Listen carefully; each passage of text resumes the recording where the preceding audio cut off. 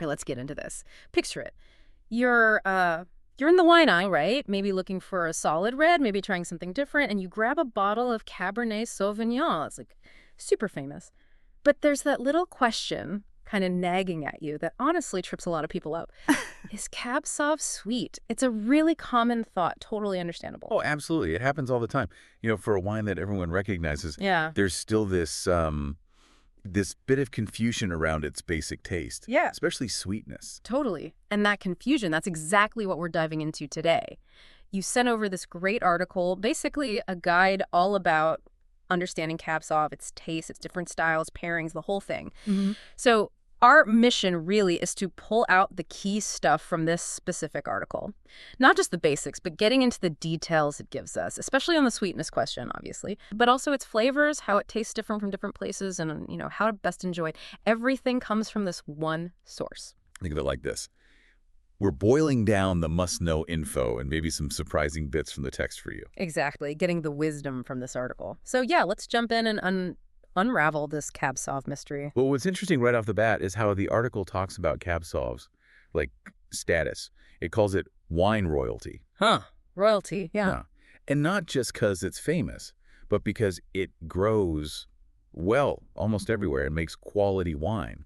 It's one of the most planted grapes, from Bordeaux, its home turf, to California, Chile, Australia, tons of places. And the article highlights those physical things, the thick skins, Right. which it says are responsible for the deep color, and those strong tannins, that drying thing in your mouth. Like strong black tea, yeah. Yeah. It uses that comparison. It even mentions that cool origins story, how it was a natural cross kind of by accident centuries back in France between Cabernet Franc and Sauvignon Blanc. Yeah, it's got quite the family tree. It really does. And this natural makeup, plus the fact that it often gets aged in oak, which the article really emphasizes. That combo shapes the final taste. The oak aging, it explains, adds those classic vanilla, cedar notes, maybe tobacco, and helps smooth out those big tannins. Okay, which brings us right back to the main point. The reason we're doing this deep dive, according to this guide, is Cabernet Sauvignon sweet. The article couldn't be much clearer on this. The definitive answer, no. Cabernet Sauvignon is traditionally a dry red wine. Okay, dry. It explains that during fermentation, almost all the grape sugar gets converted into alcohol.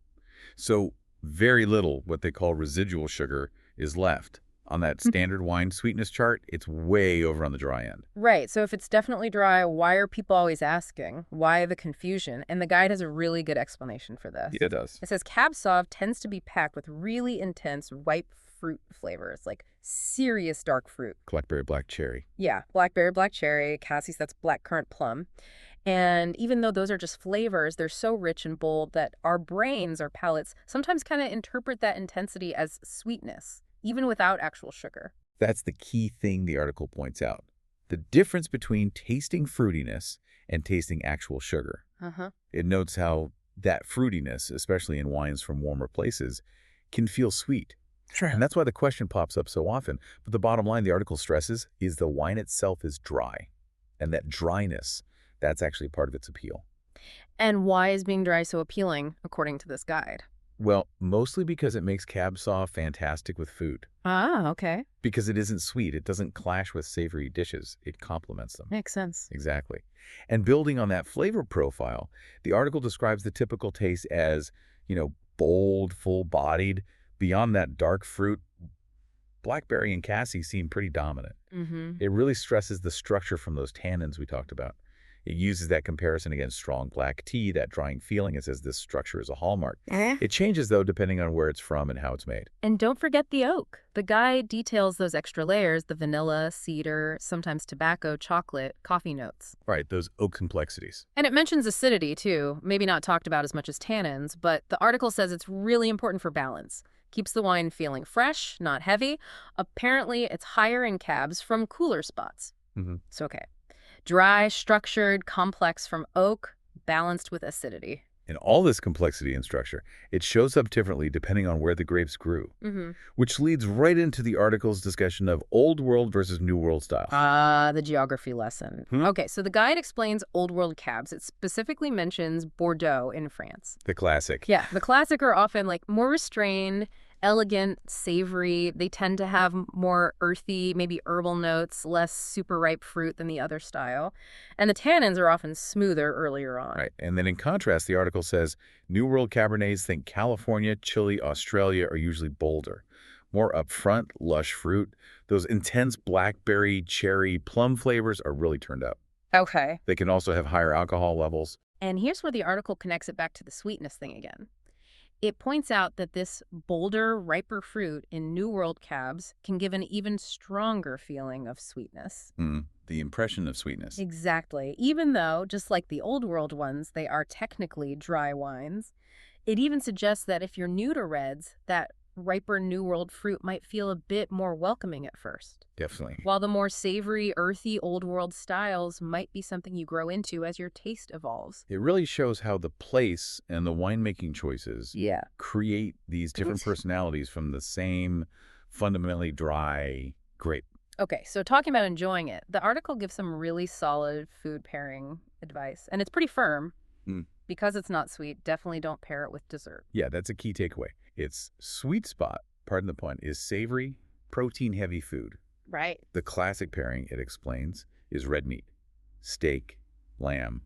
The tannins in the wine literally bind with the proteins and fats. Oh, interesting. Yeah, and that makes the tannins feel softer in your mouth, makes the wine taste smoother. It specifically calls out how well it works with grilled meats, that char. Aged cheeses, too, the guide says, for similar reasons, right?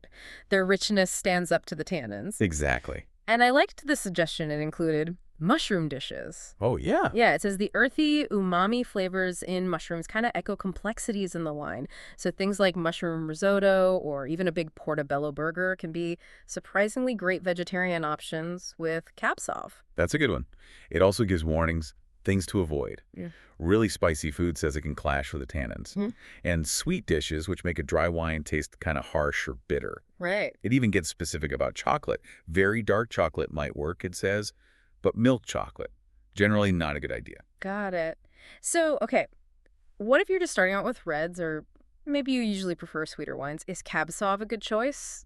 The article seems pretty balanced on this. Yeah, it is. It acknowledges that, look, the dryness and those noticeable tannins can be a bit intense, maybe even challenging for beginners. But it offers ways in. It does. It suggests starting with those New World versions, Yeah. especially from warmer regions, exactly because that more obvious ripe fruit can make them feel more approachable. Okay. It also mentions that some entry-level cabs might be made using techniques specifically to make them feel smoother, less tannic up front. Trying blends is another tip from the guide, where Cab is mixed with softer grapes like Merlot. That makes sense. And a really practical idea. Doing wine tastings or flights lets you try different styles without buying a whole bottle. Smart way to explore. Plus, there's a key serving tip in the article. Temperature matters. Slightly below room temp, it says. Around 60-65 Fahrenheit, that's 15-18 Celsius. Right. Too warm, and the alcohol tastes hot. Too cold, and the tannins can feel kind of harsh. Getting the temperature right helps it all taste better. Lets everything show its best side. Okay, so let's pull this all together from our deep dive. We started with that basic question. Is Cabernet Sauvignon sweet? And we've been guided just by the info in this article you shared. And the main takeaway, the core finding, is crystal clear from the source. Cabernet Sauvignon is defined as a traditional, definitely dry red wine. Right. And the article explains the confusion comes from its signature, those really rich, ripe fruit flavors, the blackberry, the cherry, cassis, plum. They're intense enough that sometimes we perceive them as sweetness. Even when there's hardly any actual sugar there. It's about flavor perception versus sugar content. Yeah, exactly.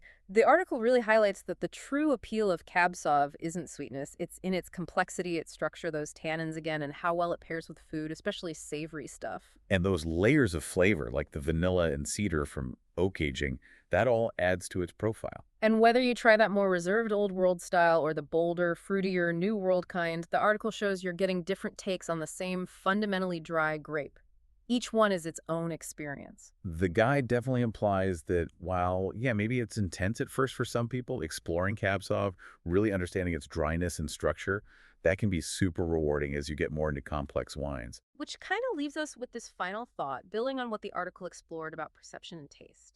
If our palates can trick us into thinking intense fruit flavor is sweetness in a dry wine like Cab, how might really grasping that difference change the way you think about complexity in other drinks? Or maybe even how you notice the subtle play of flavors in the food you eat?